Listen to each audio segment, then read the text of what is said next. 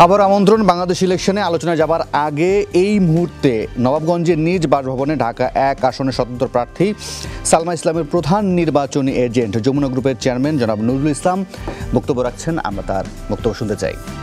কোনো পোস্টার লাগাইতে পারছে না, আমরা কোনো এজেন্ট দিতে পারছি না।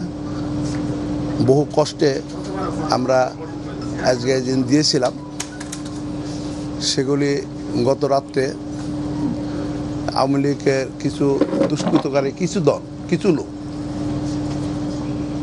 তারা আমাদের এজেন্টের বাড়ি বাড়ি গিয়ে পুলিশের সহায়তায় আমাদের এজেন্টদেরকে গ্রেপ্তার করছে, কাউকে বাড়ি ছাড়া করছে, কাউকে ভয়ভীতি দেখাইছে, বলছে যে নির্বাচন কেন্দ্রে তোমরা যদি যাও তাইলে তোমাদেরকে হত্যা করা হবে, পরবর্তীতে তোমাদেরকে ক্রস ফায়ারে দেওয়া হবে, পরবর্তীতে তোমাদের বাড়িঘরে আগুন লাগাই দেওয়া হবে। এই সব ভয়ভীতিতে আমাদের অনেকগুলা এজেন্ট যেতেই পারে। যারাও গেছে তারা কেউ ঢুকতে পারছে, কেউ ঢুকতে পারেনি, এবং পুলিশ সহায়তা করছে না ঢোকার জন্যে।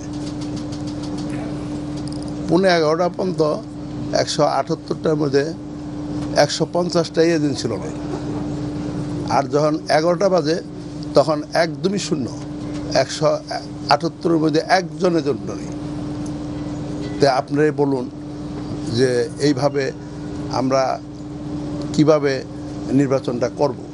কর্মীদের নিরাপত্তা, জনগণের নিরাপত্তা, ভোটারদের নিরাপত্তা সমস্ত কিছু বিবেচনা করে আমরা এই নির্বাচন থেকে প্রত্যাহার করলাম। আমরা এই নির্বাচন স্থগিত চাচ্ছি। পুনরায় আমরা একটা সুস্থ সুন্দর একটা নির্বাচন চাই ঢাকা 1 আসনে। কারণ মাননীয় প্রধানমন্ত্রী উনি বলছিলেন যে আমরা একটা সুন্দর নির্বাচন উপহার দিব জাতিকে। উনি চেষ্টা করেছেন, ওনার চেষ্টার সম্বন্ধে কোনো রকম সন্দেহ নেই, কিন্তু এর মধ্যে অতি উৎসাহিত কিছু লোক নির্বাচনকে বিতর্কিত করার জন্যে তারা এই কাজ করেছে। এবং আমি বিশ্বাস করি যে মাননীয় প্রধানমন্ত্রী এই সিটটাকে ফ্রি রেখেছিলেন, কারণ আমি একজন মুক্তিযোদ্ধা, আওয়ামী লীগের রাজনীতিতে দীর্ঘদিন ছিলাম, এবং প্রধানমন্ত্রী জানতেন যে এই সিটে যেই জিতুক আমি একজন স্বতন্ত্র প্রার্থী, আমার কোনো দল নেই, প্রতীক পেয়েছি মাত্র 7 দিন আগে।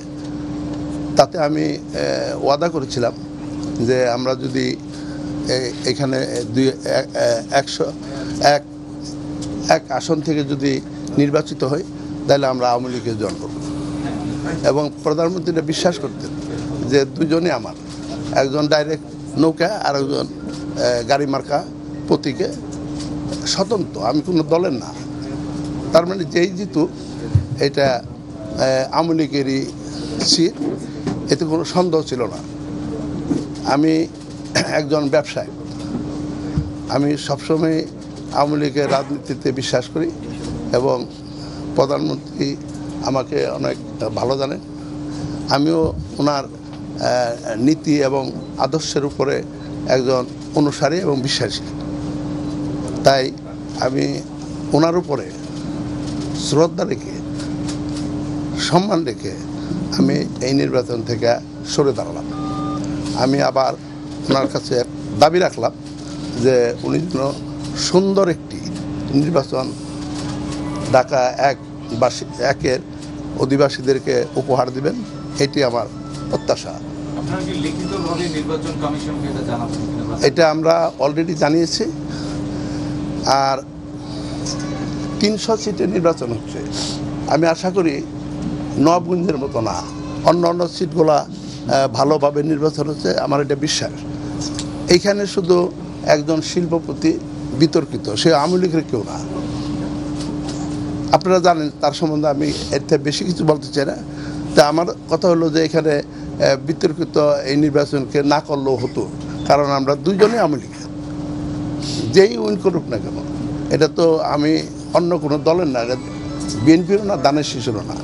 আমি হইলাম আওয়ামী লীগের, গত নির্বাচন মহাজোটে ছিলাম, মহাজোটে থেকে আমি নমিনেশন পাই নাই, যে কোনোভাবে হলো এটা অন্যে নিয়ে গেছে। তার সাথে আমি নির্বাচনে প্রতিদ্বন্দ্বিতা করতেছি স্বতন্ত্র প্রার্থী হিসাবে। আপনারা জানেন আমার জনপ্রিয়তার অবস্থান কী আছে। নির্বাচন হলে আমার পাশ করা আমার কোনো সমস্যা ছিল না।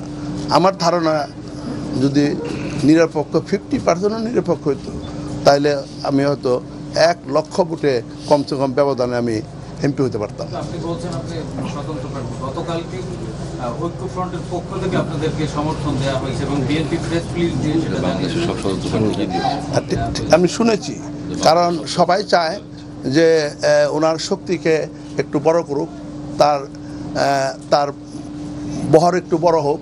তারা জানতেন যে আমি এখানে সালমা ইসলাম এমপি হচ্ছেন, তো তার সমর্থন যদি নিতে পারি তো অসুবিধা নেই, যেতেই পারে। কিন্তু আমরা তো বলি না যে আপনি আমার সমর্থন দেন, আমি আপনাদের হয়ে কাজ করতেছি বা আপনাদের দলে আমি যাবো, এই কথা আমি কখনো বলিনি। এটা আমি প্রাইম মিনিস্টার প্রত্যাখ্যান আমি শুনছি পরে, আমার প্রয়োজন পড়ে নেই। উনি কি বললেন এটা আমার প্রয়োজন পড়ে নেই। হ্যাঁ, আমি তো প্রাইম মিনিস্টারের কাছে আমি কমিটমেন্ট যে আমি এটা আওয়ামী লীগের সিট, আমি যদি ইনশাল্লাহ উইন করি তাহলে আমি প্রধানমন্ত্রীকে এটা উপহার দিব, আমি এইভাবে ভাবছি। সুতরাং আমার এটা প্রত্যাখ্যান করার কোনো প্রয়োজন মনে করি নাই, কারণ উনি কি অনেকে অনেক কথা বলে। হ্যাঁ, একজনে তো চাই যে আমার শক্তিশালী একটা পক্ষ আমার হয়ে কাজ করুক, তার মানে এই না যে সে পেয়ে গেল। আমি তো কমিটমেন্ট হলো মুক্তিযুদ্ধ পক্ষে। আমি যারা মুক্তিযুদ্ধের বিরোধিতা করেছে আমি তার পক্ষে না। আমি বর্তমানে যে সরকার ক্ষমতা আছে উনি হলো মুক্তিযুদ্ধের পক্ষের সরকার, আমি একজন মুক্তিযোদ্ধা। আমি কি কারণে মুক্তিযোদ্ধার যারা বিরোধিতা করেছে আমি তার পক্ষে যাব? কখনো, এটা কল্পনারও বেরিয়ে। সুতরাং আমি মনে করি যে এর থেকে বেশি যার বলার প্রয়োজন নেই। আমি আপনাদেরকে সম্মানের সাথে বলছি যে আমি প্রাইম মিনিস্টার, মাননীয় প্রাইম মিনিস্টারের প্রতি সম্মান রেখে, শ্রদ্ধা রেখে আমি এই আসন থেকে সরে দাঁড়ালাম। আমার এজেন্ট, আমার ভোটারদের জানমালের রক্ষার্থে সরে দাঁড়ালাম এবং পুনরায় আমি দাবি রাখলাম প্রাইম মিনিস্টার এখানে সুন্দর একটা ভালো পরিবেশে একটা নিরপেক্ষ একটা নির্বাচন করাবেন, এটি আমি আশা করি। আসসালামু আলাইকুম। আপনারা এখানে ওনারা তো সাংবাদিক, ওনারা মাঠে সরজমিনে দেখতে পারে আর কি কি হচ্ছে। আরেকটি কথা বলি, আপনারা সবাই গণমাধ্যমের লোক, আপনারা মিডিয়ার লোক, আপনারা এখানে কাজ করতেছেন, আপনারা সরজমিনে পরীক্ষা নিরীক্ষা করতে পারেন। আপনারা 178টি কেন্দ্র আপনারা ঘুরে দেখতে পারেন। আপনাদের মতো আপনারা রিপোর্ট যদি সংগ্রহ করেন, আমি আশা করি আমি যা বলেছি এটা সত্য প্রমাণিত হবে। এটা আপনাদের উপর ছেড়ে দিলাম। আপনারা এটা 178টা আসনের পুরা রিপোর্টটা আপনারা সংগ্রহ করুন, তখন প্রমাণ হবে আমি যা বলেছি এটি সত্য। কেন্দ্র 178টা কেন্দ্র, ঢাকা 1। ওকে,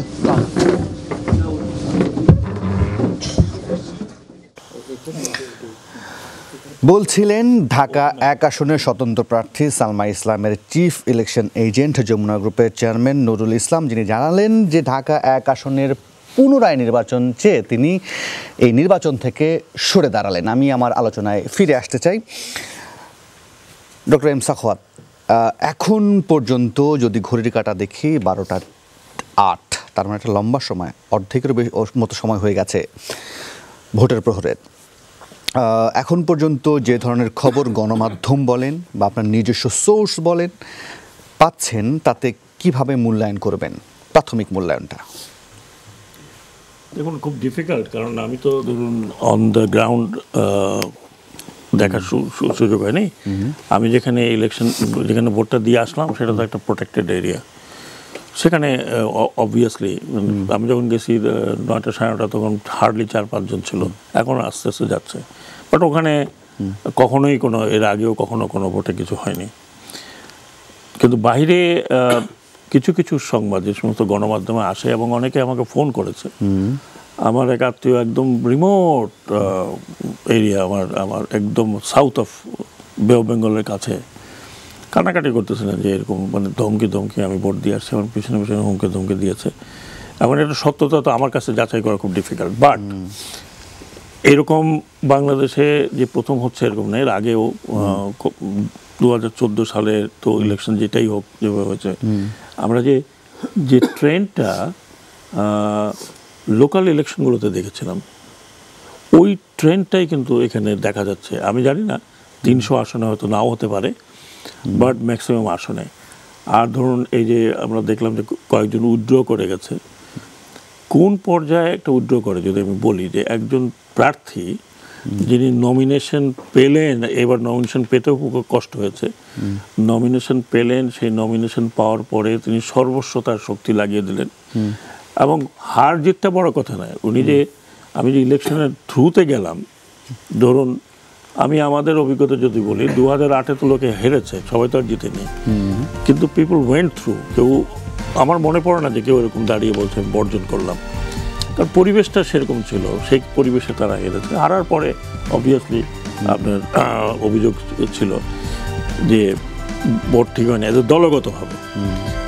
বাট এই ট্রেন্ডটা যেটা আমরা দেখলাম যে আমাদের ইলেকশনগুলোতে লোকাল বডি ইলেকশনে যা হচ্ছে, সেই ধরনের ট্রেন্ডই আমার কাছে মানে মনে হলো। আমি যদি স্যাম্পল সার্ভের কথা বলি, 300 আসনের স্যাম্পল সার্ভেতে 300 আসনে যেতে হবে না, কিন্তু এই পর্যন্ত যেমন আমি দেখলাম যে আপনার কোনো এক পার্টি, লেসার পার্টি, মানে তার নেতাকে মারা পিটা হয়েছে, এটা হয়েছে, এটা হয়েছে, তো সে তো মানে কতগুলো ভোট পেতো আমি তাও জানি না, কতগুলো ভোট পেত, কারণ বড় দুই দলের মাঝখানে পড়ে সে আর কত ভোট পেত। তো কাজেই এটা এখন পর্যন্ত কিছু কিছু সংঘর্ষ, কিছু কিছু জায়গায় একটা রাতে তো অলরেডি ছিনতাই হয়েছে। এখন কি সার্কামস্ট্যান্সে ওই জায়গাটা ছিনতাই হলো, কেন হলো, কিভাবে হলো, এটা তো দেখা ইলেকশন কমিশনের এক্ষুনি দেখা উচিত। তো কাজেই আপনার ওভারঅলটা এখনও বোঝা যাবে না, ওভারঅলটা এখন মাঝে মাত্র 12টার থেকে 2টা পর্যন্ত একটা নাজুক সময়। আবার আমরা অন্য কথাও শুনছি, ভিতরে কি হচ্ছে, বাইরের লাইন আছে ঠিকঠাক, ভিতরে হচ্ছে, এইগুলো কিন্তু একটা ট্রেন্ড সেট হয়েছে। এই ট্রেন্ড সেটারের মধ্যে কিছু বিশ্বাসযোগ্য, কিছু হয়তো অতিরঞ্জিত। এখন ধরুন একটা বড় পার্টির সেক্রেটারি জেনারেল গিয়ে বিভিন্ন জায়গায় গিয়ে বলছেন, নিজেই বলছেন যে আমার এজেন্ট আমি খুঁজে পাই নাই, তিনি অ্যাপ্লিকেশন করেছেন। এই বিষয়গুলো কিন্তু অনেকদিন আগের থেকে আমরা বলছিলাম যে how election commission going to protect this type of thing. তো সেটা এখন নির্বাচন কমিশন, চিফ ইলেকশন কমিশনের আগের দিন খুব জোরে সোরে কথাগুলো বললেন। এখন তাদের কি অ্যাকশন হবে এই মুহূর্তে, সেটা আমাদের দেখা দরকার। ইলেকশন শেষ করছি আমি কথা বলে, এটা নির্বাচন কমিশনের কোনো ডিসক্রেডিট নয়। মনে করেন 10টা বা 4টা বা 5টা 6টা কনস্টিটিউয়েন্সি বন্ধ হয়ে যাবে, কথা বলছে, it's not to their discredit, বরং এটা প্রথম এই সমস্ত যদি শক্ত অ্যাকশন নেওয়া হয় একটা দুটো জায়গায়, আমি পুরো কনস্টিটিউয়েন্সি বন্ধ করতে তো বলছি না, 10-12টা সেন্টারে যদি বন্ধ করে দেয় এবং একটা মেসেজ যদি দেওয়া হয়, ওখানকার লোকজনকে যদি মানে যারা দায়িত্বে ছিলেন তাদেরকে যদি আপনার সেই দায়িত্ব থাকা অবস্থায় এই ধরনের কেন হলো সেটার যদি একটু খোঁজ খবর নেওয়া হয়, তাহলে আমার মনে হয় যে জিনিসটা এত অভিযোগগুলো হয়তো আসতো না। আমি একটু রাজিকুজ্জামান রতনের কাছে জানতে চাইবো, যেভাবে ডক্টর এম সাখাওয়াত মূল্যায়ন করছেন যে স্থানীয় সরকার নির্বাচনে যে ধরনের ট্রেন্ডগুলো সেট ছিল, সেই একই ধরনের ট্রেন্ডগুলো তিনি লক্ষ্য করছেন যে একদম ন্যাশনাল ইলেকশনের ক্ষেত্রেও প্রয়োগ হলো। আপনার মূল্যায়ন কি তার মূল্যায়নের সাথে মিলবে কিনা? স্থানীয় সরকার নির্বাচনের একটা ট্রেন্ড সেট করা ছিল, আমরা তার কিছু এক্সপেরিয়েন্স আমাদের হয়েছে, সেটা খুবই তিক্ত, কিন্তু দুঃখজনক হলো আমাদের তিক্ত অভিজ্ঞতার সঙ্গে নির্বাচন কমিশনের অভিজ্ঞতা আবার মিল ছিল না। নির্বাচন কমিশন বলছেন নির্বাচন সুষ্ঠু হয়েছেন, তারা খুবই সন্তুষ্ট ছিলেন। ফলে তখন থেকে আমাদের একটা আশঙ্কা ছিল যে এই নির্বাচন কমিশন সে কি যথাযথভাবে দায়িত্ব পালন করবেন। এমনি তো আমাদের জাতীয় নির্বাচনের একটা খুব বড় আছে, ইতিহাস আছে যে 10টা জাতীয় সংসদ নির্বাচনের মধ্যে 6টা নির্বাচন হয়েছিল দলীয় সরকারের অধীনে, এবং সেই 6টা নির্বাচনে যে দল ক্ষমতা থেকে নির্বাচন করেছে সেই দলই বিজয়ী হয়েছিল 90s আগে। হ্যাঁ, না 90s আগে না, 2014 পর্যন্ত। আমি যদি বলি যে 14টা, হ্যাঁ, যে 7ই মার্চ 1973, 18ই ফেব্রুয়ারি 1979, 7ই মে 1986, 3রা মার্চ 1988, 27শে ফেব্রুয়ারি 1991, 15ই ফেব্রুয়ারি 1996, 12ই জুন 1996, 1 অক্টোবর 2001, 29 ডিসেম্বর 2008 এবং 5 জানুয়ারি 2014, এই যে 10টা ইলেকশন হয়েছে, এর মধ্যে 6টা ইলেকশন যে দলীয় সরকার অধীনে হয়েছে, 6টাতেই ক্ষমতাসীন দলে নির্বাচিত হয়েছে। ফলে এবারও আমরা বলেছিলাম যে ক্ষমতায় থেকে নির্বাচন করার খুব ভালো কোনো দৃষ্টান্ত আমাদের এখানে নাই। আমরা যতটুকু ক্ষমতার পরিবর্তন হতে দেখেছিলাম কিংবা জনমতের ভুল শুদ্ধ যাই হোক প্রতিফলন দেখেছিলাম, সেটা একটা তত্ত্বাবধায়ক বা নিরপেক্ষ সরকারের অধীনেই আমরা দেখেছিলাম। ইভেন একটু আগে ব্রিগেডিয়ার সাখাওয়াত সাহেব যেটা বললেন যে 2008 সালের নির্বাচনেও মানে খুব একদম ধস নামানো বিজয় আমরা দেখেছি, কিন্তু সেই সময় কিন্তু নির্বাচনের মাঝমাঠ থেকে কাউকে সরে যেতে আমরা দেখি নাই। কারণ একটা অন্তত পরিবেশ ছিল যে নির্বাচনটা হচ্ছে, ভোট আমি নাও পেতে পারি কিন্তু নির্বাচন একটা হচ্ছে। এবার দেখুন এই গত যে 21টা দিন নির্বাচনী প্রচারণা, কত অভিযোগ এলো, নির্বাচন কমিশন একটা অভিযোগকে আমলে নিয়েছে, কাউকে কি সতর্ক করেছে? অথচ প্রত্যেকেই বলছে যে একপাক্ষিক প্রচারণা চলছে, কিন্তু নির্বাচন কমিশন দেখেও না দেখার ভান করলেন। তাহলে আমাদের তখনই মনে হয়েছিল তাহলে নির্বাচনটা কেমন হতে যাচ্ছে। তারপরেও আমরা সিপিবি বাসদ আমরা বলেছিলাম যে জনগণকে শেষ পর্যন্ত আপনারা নির্বাচন কেন্দ্রে যান, আপনারা ভোট দিতে যান। কালকে রাত 9টা থেকে আবার কেন্দ্রগুলোর চারপাশে যে বিপুল সংখ্যক মানুষের উপস্থিতি, কাল রাত 9টা থেকে, এবং আজকে সকাল থেকে আপনারা যদি কেন্দ্রগুলোতে ঘুরতে দেখবেন যে বাইরে প্রচুর মানুষের উপস্থিতি, প্রায় হাটবাজারের মতো। নির্বাচন কমিশন অন্তত সেই নিয়মটাও আছে যে ভোট কেন্দ্রের 100 গজের মধ্যে কোনো থাকতে পারবে না, এজেন্টের অফিস থাকতে পারবে না। আপনি সেগুনবাগিচি স্কুলে যান, 10 গজের মধ্যেই অফিস আছে এবং উপচে পড়া ভিড় সেখানে। তো সেখানে পুলিশ যাচ্ছে, সেখানে সবাই যাচ্ছেন, কিন্তু কেউ এই আচরণবিধির এই অংশটুকু কেউ খেয়াল করছেন না। এগুলো তো দেখছি। তার সঙ্গে খুবই দুঃখজনক যে 12টা বাজে, এর মধ্যে আমরা 2-1জনের, বিশেষ করে স্বতন্ত্র প্রার্থী একজনেরও তো আমরা উইথড্র করার কথা শুনলাম। এটা নির্বাচনটাকে খুব প্রশ্নবিদ্ধ করে তুলল। এই জায়গা থেকে একটু প্রশান্ত ভূষণ বড়ুয়ার কাছে যেতে চাই যে যেভাবে রাজিকুজ্জামান রতন বিশ্লেষণ করলেন যে তার কাছে খুব একটা খুব ডিসেন্ট থাকলো না, একেবারে চোখের সামনে একটা, আমরা কথা যখন বলছিলাম তখন এটা ঘটনা ঘটে গেল। সেই হিসাব থেকে আপনি কীভাবে দেখবেন? না, ওই তো দ্বিমত করবার কোনো কারো অবকাশে নেই, যে কিছু প্রসিডিউরাল ব্যাপার এগুলো ইলেকশন কমিশন দেখতে পারেন, ওনাদের খুব দ্রুত দেখা উচিত। আমি একটু আগে শুনছিলাম তাদের বডি ল্যাঙ্গুয়েজটা, it should mean that they are the regulators, they are running the show. প্রার্থীরা চায় যে যেখানে যার ডমিনেন্স আছে সেখানে সে ওভাবে কন্ট্রোল করতে চায়। এর আগে আমরাও অনেক নির্বাচনগুলো, স্থানীয় সরকার নির্বাচনগুলোও দেখেছি, ওই যার পাড়া যেই সেন্টার ওখানে এক ধরনের ডমিনেন্স থাকে। আবার 2001-এর কিছু নির্বাচনের আমার ওই সময় মনে আছে যে হঠাৎ করে লম্বা লাইনে লাঠি চার্জ করে ভোটার কমিয়ে দেওয়া, ওইখানে ওই প্রার্থীর ভালো ভোট থাকতে পারে, এরকম নানা। কিন্তু যেটা উনি বললেন যে ইলেকশন কমিশন এই যে নির্বাচনী ব্যত্যয়গুলো, এগুলো ওনারা দেখতেই পারেন। প্রার্থীদের উৎসাহ এবং তাদের যে একটা আয়োজন, সবাই জিততে চায়। আমি যেটা বলতে মানে বড় এইভাবে বোধহয় ব্যাখ্যা করা যায় যে একটা ডমিন্যান্ট মাল্টিপার্টি ভোট, এটা যাদের সামর্থ্য আছে, যাদের জনসংযোগ আছে এবং যারা মনে করছেন যে বেশি মানুষ আছে, আমার সাপোর্টার বেশি, হয়তো আইনের একটু ব্যত্যয়গুলো উনি পার পেয়ে যাবেন। এই যে উনি পার না পান সেটা ইলেকশন কমিশন মাস্ট ওভারসি। এটি তো কোনো দ্বিমত করবার কোনো অবকাশ নেই। জি, মহিউদ্দিন আহমেদ, কেন গত 3 দশকের মধ্যে এই নির্বাচনটাকে আমরা বিশেষ গুরুত্ব দিয়ে দেখছি? আপনার বিশ্লেষণটা কি বলে? আমাদের তো প্রত্যেকটা নির্বাচনকে গুরুত্ব দিয়ে দেখি, আগের নির্বাচনগুলোর থেকে যে নেতিবাচক ধারণা বা ফলাফল পাই, আমরা প্রত্যেকবারই মনে করি পরের নির্বাচনটা বোধহয় বেটার হবে, কিন্তু আমরা প্রতিবারই কিন্তু আশাহত হই। তো এবারে নির্বাচনটি 10 বছর পরে হচ্ছে, এটা আমাদেরকে বুঝতে হবে।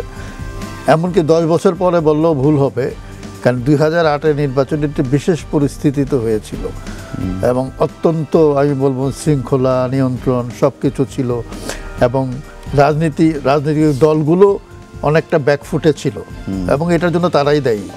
তো সুতরাং সেই অর্থে একটা আগ্রহ তো আছে।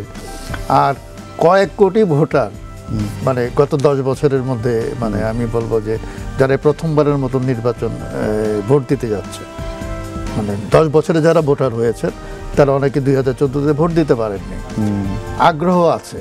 প্লাস এই 10 বছরে অনেক বাস্তবতা তৈরি হয়েছে বাংলাদেশে, আকাঙ্ক্ষার ব্যাপ্তি একদম আকাশ ছোঁয়া কিন্তু আমাদের। তো সুতরাং অনেক কিছু নিয়েই কিন্তু এই আকাঙ্ক্ষার সাথে তাল মেলাতে পারছে না অনেক সময় রাজনৈতিক দলগুলো। রাজনৈতিক দলগুলোর মধ্যে আমরা দেখছি এবার আমরা দেখলাম যে ইশতেহার নিয়ে যদিও খুব সময় ছিল না আলাপ আলোচনা করার, তারপরে যথেষ্ট আলাপ আলোচনা হয়েছে। ইশতেহার কেন্দ্রিক আলোচনা এর আগে এতটা হয়েছে বলে আমার মনে হয় না। তো ইশতেহারগুলোতে কিন্তু প্রচুর প্রতিশ্রুতি আছে এবং আমি মনে করি এটা খুব ভালো যে ইশতেহারগুলো যে মূল্যায়নের জায়গাগুলোতে একটু মানে সরে এসেছিলাম, কারণ কোনটা বাস্তবায়নযোগ্য কোনটা মানে বাস্তবায়নে আসলে কাছাকাছি যাবে কিনা সেইটা পরের কথা, কিন্তু মন ভোলানো ইশতেহারটা জবাবদিহির জায়গা তৈরি করে দেয় যে এটা করতে পেরেছো, এটা পারো নাই। আমি মনে করি এই ট্রেন্ডটা তারা সেট করতে পারে। তো সব মিলিয়ে একটা আগ্রহ তৈরি হয়েছিল এবং সবচেয়ে বড় কথা হচ্ছে যে এই প্রথমবার দেখলাম অনেক বছর পরে যে কোনো দল বলে নাই যে আমরা নির্বাচন বর্জন করব। এমনকি ছোটখাটো দলগুলো, এমনকি এই যে রাশেকুজ্জামান রতন সাহেব আছেন, ওনাদের দল বড় দল না, 46 জন প্রার্থী ওনাদের।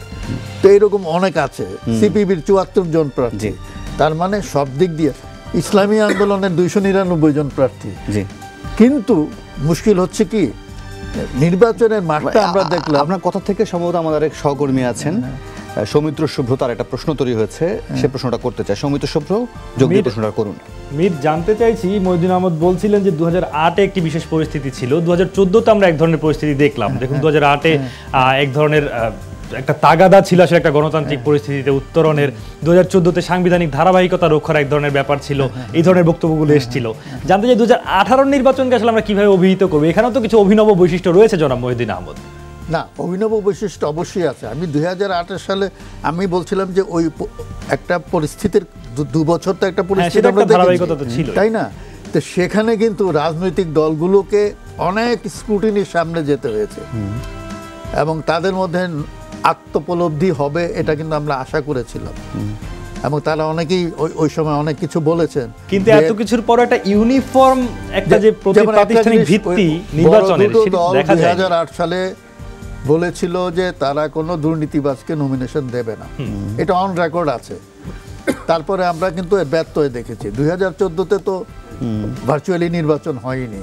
তা আমি বললাম যে এইবার একটা দেখলাম যে বিএনপি সংসদীয় রাজনীতির ধারায় ফিরে আসার চেষ্টা করছে।